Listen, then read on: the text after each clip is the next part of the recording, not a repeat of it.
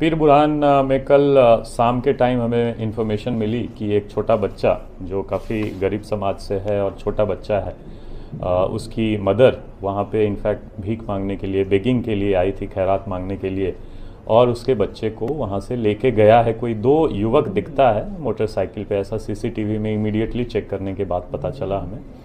और उसके पीछे भाग्यनगर इंचार्ज, उसके डीबी, उसके स्टाफ ने काफ़ी प्रॉम्प्टली इमीडिएटली स्पॉट पे जाके सीसीटीवी वेरिफिकेशन, उनके साथ जो मदर हैं उनके साथ विचार पूछ करके, अपने ह्यूमन इंटेलिजेंस का यूज़ करके काफ़ी अच्छे से रात में पूरी रात उन्होंने काम किया। जब लगभग 5 टीम बना के उन्होंने स्पॉट्स पे अलग अलग डायरेक्शन में भेजा, और उसमें आज हमें 2 आरोपी मिले हैं जो कि उस स्पॉट पे गए थे, सीसीटीवी में दिखते हैं। दोनों को हमने ताब्यात लिया है। मोटरसाइकिल जो गुने में वापर हुआ था उसको भी हमने रिकवर किया है। जो सबसे इम्पॉर्टेंट है कि जो छोटा बच्चा हमारा गया था उसको हमने एकदम हेल्दी है, उसको अच्छे से हमने रिकवर किया है। मदर को, उनके पेरेंट्स को हमने सुपुर्द किया है, और इसके लिए मैं भाग्यनगर की टीम को बहुत बहुत अभिनंदन देता हूं, और एक टोकन ऑफ अप्रिसिएशन बोल के उनको 10-10 हज़ार रुपये हर एक टीम को इनाम भी देते हैं। क्या पर्पस रहा है? मोटिव अभी एकदम क्लियर नहीं है, अभी इंट्रोगेशन करेंगे, अभी बहुत प्रिलिमिनरी स्टेज में है। अरेस्ट करने के बाद हम लोग पुलिस कस्टडी रिमांड लेंगे, उसमें उनका इंटेंशन, मोटिव और कितने लोग इन्वॉल्वमेंट हैं, इसके पहले भी कुछ क्राइम किया है, इन सब बातों की हम लोग उसमें तपास करेंगे। आरोपियों के नाम और इन पर कोई गुने थे क्या पहले? हाँ, इसमें एक आरोपी जो है वो मोहम्मद अमीर मोहम्मद अफसर, वह 22 वर्ष, नहीं, मिस्त्री व्यवसाय है, खुतबे नगर, एक ही आरोपी है। दूसरा आरोपी है मोहम्मद इस्माइल उर्फ जेडी अब्दुल हामिद, वह 21 वर्ष, खुतबे नगर चौरस्ता के दोनों वाले हैं। जो दूसरा वाला है मोहम्मद इस्माइल, इस पे अब पता चल रहा है कि पिछले के कुछ गुने हैं, लूटमारी के गुने हैं, इस पे चोरी के भी गुने हैं। तो इसका पूरा रिकॉर्ड देख के इसमें क्या इन्वॉल्वमेंट है, मोटिव क्या है, और कौन कौन लोग इन्वॉल्व हैं, ये सारी चीज़ें क्लियर होंगी, और काफ़ी अच्छे से स्मूथली हम लोग इस पर काम कर रहे हैं। सर, पुलिस की तरफ से सीसीटीवी का आह्वान होते जा रहा बार बार, और लोग को भी जो है उनको परमिशन लगता है। 2 चीज़ों पे हम लोग आह्वान करेंगे अभी नांदेड़ जिला पुलिस दल के वती ने। एक तो जैसा आपने बताया, इसमें परमिशन, परवानगी लेने का कोई नहीं है। प्राइवेट स्पेस में आजू बाजू घर के पास कोई भी सीसीटीवी लगा सकता है। इसमें पुलिस या प्रशासन की परवानगी लेने की कोई ज़रूरत नहीं है, परवानगी की आवश्यकता नहीं है, कॉस्ट ज़्यादा नहीं है। बहुत ईजिली आजकल सीसीटीवी मिल रहे हैं और बैठ रहे हैं वहाँ पे, ऑनलाइन भी कनेक्ट हो जाते हैं वो। तीसरी जो मैं बोलना चाहूँगा कि जो अभी बहुत डिस्कशन चल रहा है कि रात में दुकान खोले रहना, रात में पान टपड़ी खोल के बैठना और उसमें घूमते रहना, वो करना है या नहीं करना है, तो मैं जो एज ए प्रशासन एडवाइस करूँगा कि जिनको रात में एक्चुअली ज़रूरत है वही बाहर निकलें।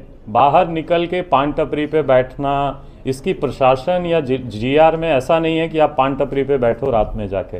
तो जिनको ज़रूरत है, मेडिकल इमरजेंसी है, कुछ फैमिली इमरजेंसी है, या जिनका व्यवसाय ही ऐसा है कि रात में उनको निकलना पड़ता, तो वो लोग निकलेंगे। बट अननेसेसरली कोई भी फालतू दुकान खोल के पान टपरी पे चक्कर मार रहा, टफरीगिरी कर रहा, उस पर हमारी नांदेड़ जिला पुलिस कार्रवाई करेगी। नेसेसरली कोई भी फालतू दुकान खोल के पान टपरी पे चक्कर मार रहा, टफरीगिरी कर रहा, उस पर हमारी नांदेड़ जिला पुलिस कार्रवाई करेगी। और मैं आह्वान करूंगा हमारे नांदेड़कर से भी, स्पेशली पीर बुरहान जिसमें ये कि गुनाह हुआ है, इस एरिया में हम लोग घर पे रहें। अननेसेसरली जो कोई दुकान खोलेगा, मटर गश्ती रात में हुल्लड़बाजी करेगा, उस पर पुलिस बहुत स्ट्रांग एक्शन लेगी। और आज हमारी कम्युनिटी से भी बात हुई, पीर बुरहान में जो रेसिडेंट्स हैं उनसे बात हुई, वो सब इस वाकिफ़ हैं कि अननेसेसरली घूमने वालों पे आप कार्रवाई करें।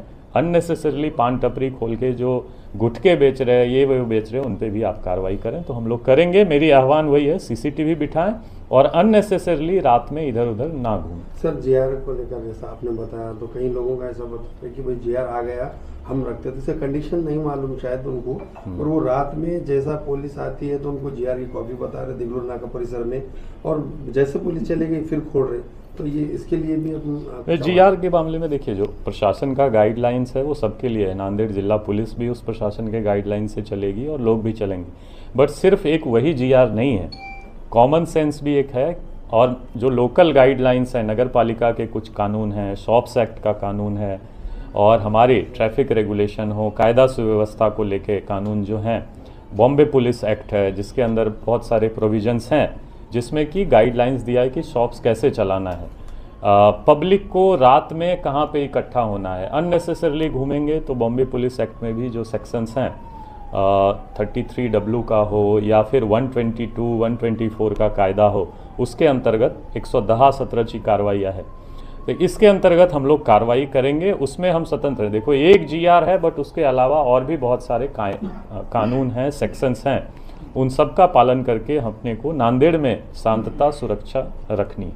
सर ये जो इंसिडेंट्स हुआ है तो पुलिस की बहुत अच्छी मेहनत रही है और जल्दी पकड़ा गया 24 घंटे में, लेकिन सर ये फिर से इंसिडेंट नहीं होने के लिए पुलिस क्या कर सकती है वो बताइए। इस नहीं होने के लिए ही मैं आह्वान कर रहा था कि अपन CCTV बिठाते। CCTV एक डिटरेंस भी होता है। अगर लोगों को पता हो कि ये एरिया अच्छे से CCTV से कवर्ड है तो वहाँ पे कोई गैर कृत्य करने वाला नहीं आता।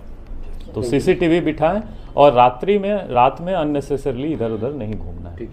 Thank you so much.